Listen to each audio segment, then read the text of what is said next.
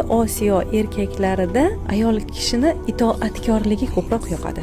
Xo'p bo'ladi degani yoqadi, gap qaytarmaydigani yoqadi. Fikrini hurmat qilgan ayol yoqadi.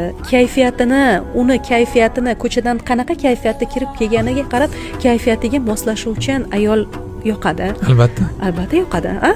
Mana nima siz ildizingiz? Erkakni, ya'ni u nimada shakllangan, uni ichida qanday his-tuyg'ular bor? Ayol ham, erkak ham baravar shirin so'zga muhtoj, mehrga muhtoj.